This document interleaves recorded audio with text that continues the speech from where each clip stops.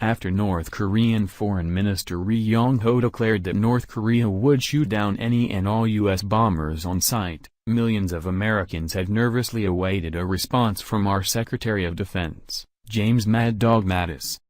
The no-bones general is known for his direct and surgically precise style of both speaking and waging warfare, hence his nickname Mad Dog. So when he just issued this statement about our willingness to go to war with North Korea, he certainly lived up to his reputation. Mattis emphasized that while America would certainly rather deal with Kim Jong Un diplomatically, either through UN sanctions or other methods, we are by no means putting military action off the table. He stated that the goal is to keep the North Korean crisis in the diplomatic realm as long as possible, urging that America and its allies should try to find a way to solve this diplomatically. Daily Caller reports. The U.S. does not want war with North Korea, contrary to what the rogue regime now claims.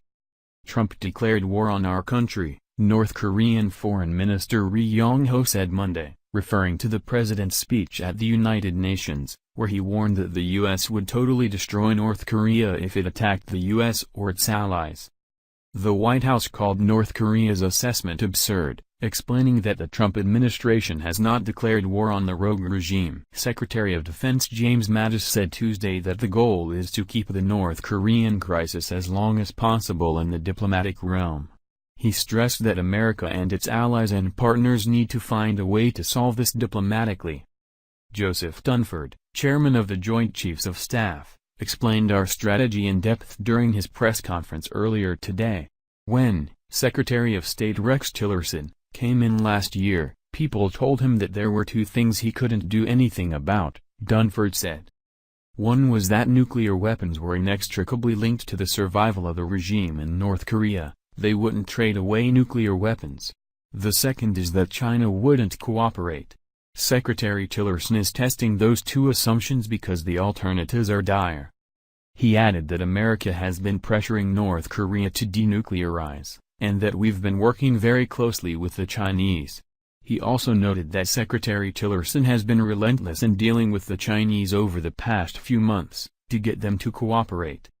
On the positive side, there have been 4 UN resolutions passed this year, and I think the Chinese cooperation, to include the Russian cooperation, in passing those sanctions is unprecedented, Dunford said.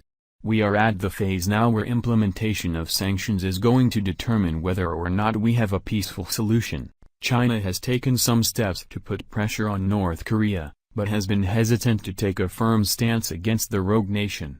Many believe that the UN should enforce sanctions on China if they continue to side with North Korea by passively permitting their global destabilization activities.